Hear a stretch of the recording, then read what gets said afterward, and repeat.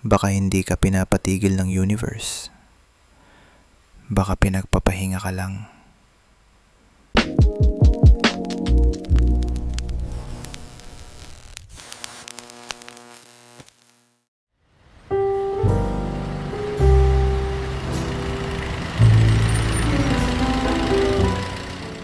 Nagpapatuloy ang ating kwento sa Manila Midnight Universe.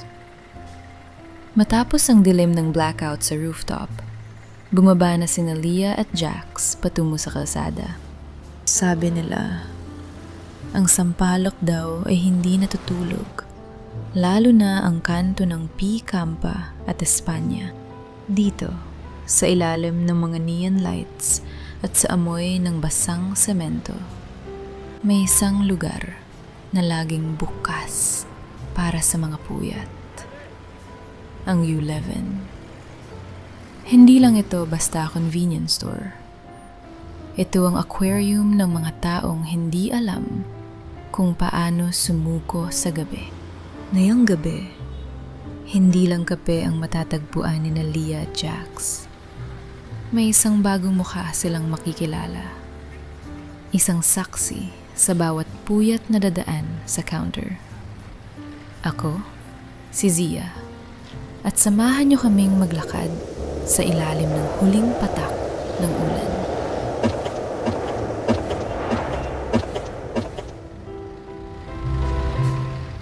Bit-bit pa rin ni Leah ang kanyang mug ng malamig na kape.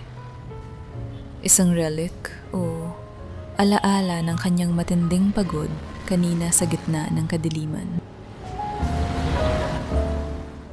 Habang naglalakad sila pababa ng hagdan, ang bawat steps ay tila isang pagbilang patungo sa pagbabalik sa realidad. Ang bawat aninong nabubuo ng mga muling nagbukas na bumbilya sa pasilyo ay tila mga paalala na ang oras ay nagsisimula na namang tumakbo ng mabilis. Ang bawat palapag na kanilang nilalampasan ay tila naglalayo sa kanila sa katahimikang nahanap nila sa itaas at naglalapit sa kanila sa maingay at magulong mundo ng Espanya. Bawat hakbang ko sa hagdan, parang may kung anong humihila sa dibdib ko. Ang lamig ng bakal na railing sa aking kamay ay tila napapaalala na tapos ng oras ng pagtatago sa dilim. Habang bumababa kami, ang amoy ng pasilyo, pinaghalong alikabok, lumang sapatos, at ang malagkit na singaw ng ulan ay tila sumasakal sa akin. Ito na naman yung realidad. Yung realidad na pagdating ko sa ibaba, kailangan ko na namang maging si Leah, ang nursing student na handang harapin ang 6 a.m. duty. Natatakot ako. Natatakot ako na kapag lumabas kami sa pintuan ng building na to, mawawala yung oneness na naramdaman namin sa rooftop. Yung pakiramdam na sa gitna ng puyat, may isang taong nakakaintindi sa pait ng kape ko nang hindi ako hinusgahan. Habang tinitingnan ko yung mug na bitbit ko, parang gusto ko muna itong yakapin kasi ito yung saksi sa gabing naging totoo ako.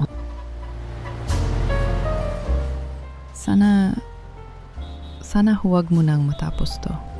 Sana yung init na naramdaman ko sa usapan namin kanina ay hindi agad lamunin ng lamig ng kalsada.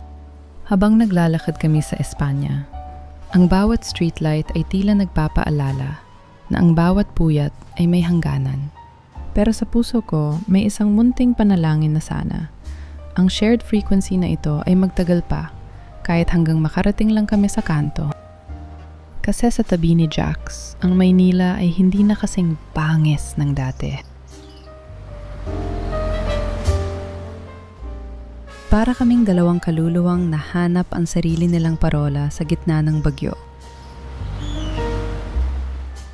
Nakakahiya.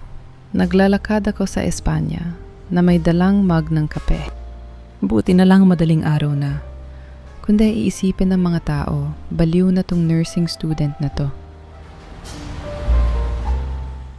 Dito sa Sampaloc, walang huhusga sa'yo. Mas kakaiba yung mga taong natutulog ng maaga. Yung mug mo, badge of honor yan. Ibig sabihin, lumaban ka sa blackout. Habang pababa kami, hindi ko mapigilang lumakad ng mas malapit sa kanya. Ang bawat tunog ng hagdan ay tila babala ng mundo ay handa na kaming bawiin. Nakita ko kung paano niya higpitan ang hawak sa mug niya. Ramdam ko yung kaba niya. Yung kaba ng isang taong kailangan na namang magsuot ng maskara sa harap ng lahat. Sa art, ang negative space ay ang nagbibigay ng hugis sa liwanag.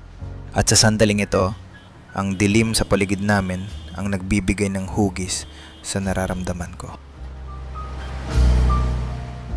May kung anong udyok sa loob ko na gusto siyang protektahan mula sa lahat ng mapanghusgang mata sa labas.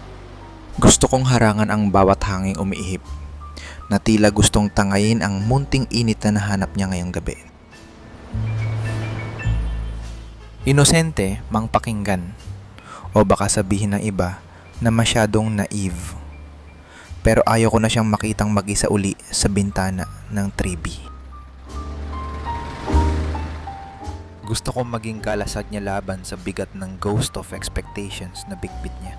Habang lumalabas kami patungo sa Espanya, sinisiguro ko na nasa gilid niya ako. Hindi ko hahayaang lamunin siya uli ng kalungkutan ng realidad. Gagawin ko ang lahat. Parang gabing ito ay hindi lang maging isang memory na naglaho kasama ng usok ng kape, kundi isang simula ng kwentong hindi na kailangang dumaan uli sa blackout para maging totoo. Lumabas na sila sa pintuan ng building. Ang lamig ng hangin sa Espanya ay agad na sumalubong sa kanila. Pero sa pagkakataong ito, hindi na ito kasing pait ng dati. Ang bawat neon light na sumasalamin sa basang semento ay nagbibigay ng bagong kulay sa kanilang paligid. Hindi na sila mga estranghero. Sila ay dalawang pusong puyat na natagpuan ang isa't isa sa gitna ng lungsod na hindi natutulog. Ang bawat hakbang patungo sa Yeliven ay tila isang pagyakap sa pag-asa, nga ang shared frequency na ito ay hindi matatapos sa pagdating ng umaga.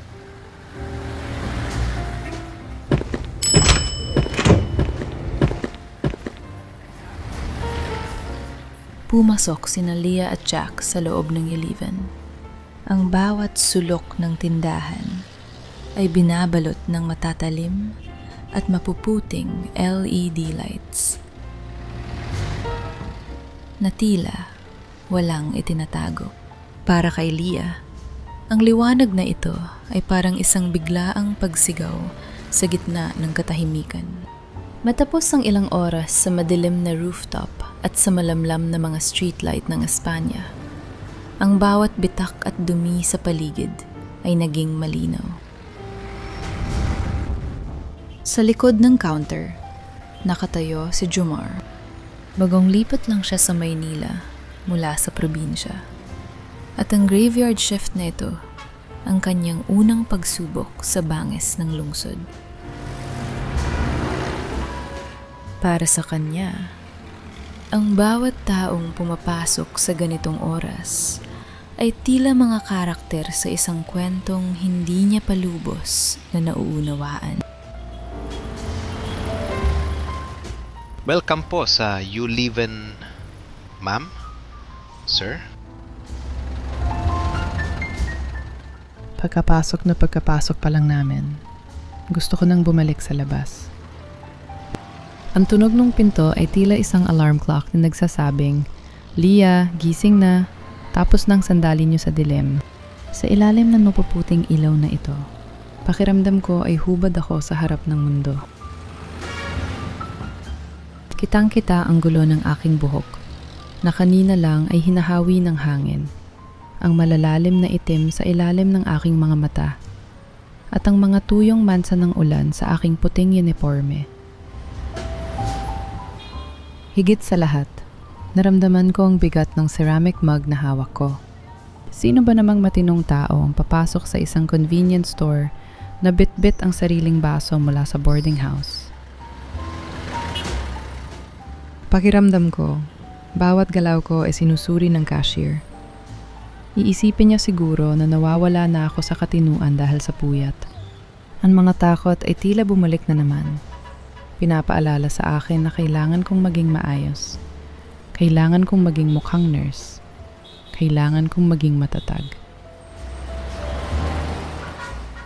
Pero dito, sa ilalim ng LED lights, mukha lang akong pagod na bata na hindi alam kung saan patungo. Naramdaman ko ang panginginig ng aking kamay na puno ng tinta ng ballpen. Gusto ko itong itago, pero bago ko pa magawa, naramdaman ko ang bahagyang pagdikit ng balikat ni Jack sa akin. Hindi siya lumayo. Hindi siya nagpakita ng hiya na kasama ako. Sa gitna ng nakakasilaw na realidad na ito, ang kanyang presensya ang tanging bagay na hindi masakit sa mata. Nakita ko kung paano bahagyang yumuko si Leah pagpasok namin. Ramdam ko ang pagnanais niyang maging anino uli. Ang mga ilaw ng tindahang ito ay masyadong malupit para sa isang kaluluwang kailangan lang ng katahimikan. Sa paningin ko, hindi siya mukhang weird o mukhang ghost. Sa paningin ko, siya ang pinakatotoong bagay sa loob ng store na ito, na puno ng mga delatang pagkain at artificial na lamig. May kung anong udyok sa loob ko na gusto siyang protektahan mula sa lahat. Mula sa malupit na ilaw, mula sa tingin ng cashier, at maging mula sa sarili niyang paghatol sa kanyang hitsura.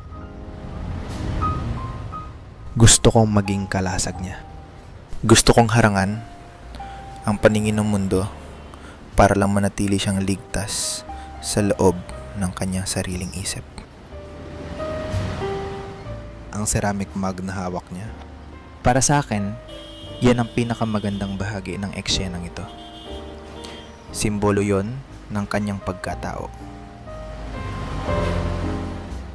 Totoo, may gasgas, pero may dalang init. Lumapit ako ng bahagi sa kanya. Sinisiguradong nararamdaman niya ang init ng aking tabi. Inosente man pakinggan, pero ayoko na siyang maramdaman mag-isa uli sa gitna ng ganitong realidad. Dinala ko siya rito, hindi lang para sa kape, kundi para patunayan na kahit gaano pa katingkad ang ilaw ng mundo, may isang taong hindi kukurap habang nakatingin sa kanya. Gagawin ko siyang highlight ng gabing ito. Hindi bilang isang nursing student, kundi bilang ang Leah na nahanap ko sa rooftop. Ito na naman ang mga puyat na kaluluwa ng sampalok. Isang nursing student na parang pasan ang buong medical textbook sa kanyang mga balikat. At isang lalaking may mga itim na marka ng uling sa mga daliri. Pinapanood ko lang sila habang naglilinis ako ng counter.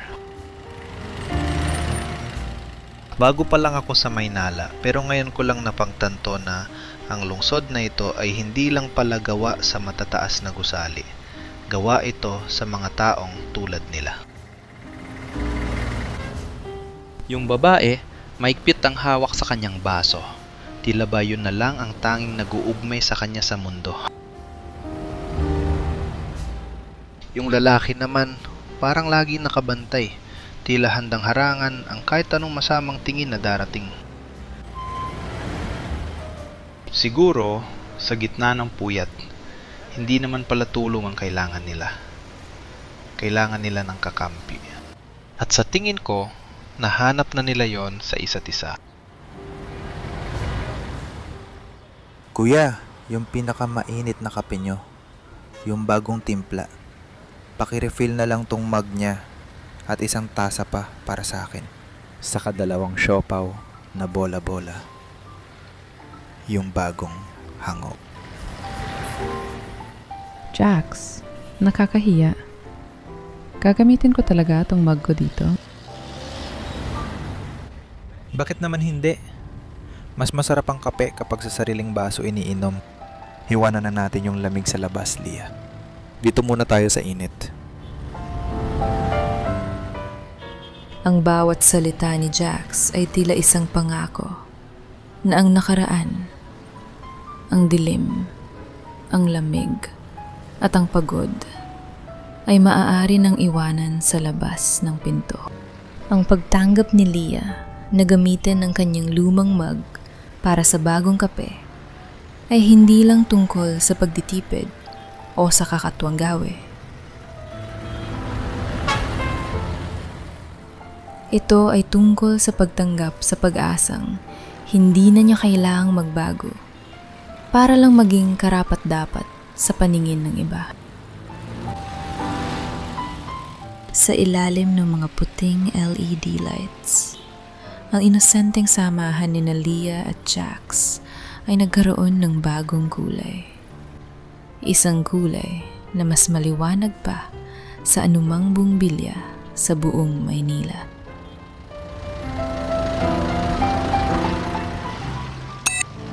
Dito nagtatapos ang Volume 4 ng Boarding House Blues. Nakita natin ang unang pagkikita ni Lia, Jax, at ang bagong cashier na si Jomar. Sa ilalim ng mga puting LED lights ng Yeliven,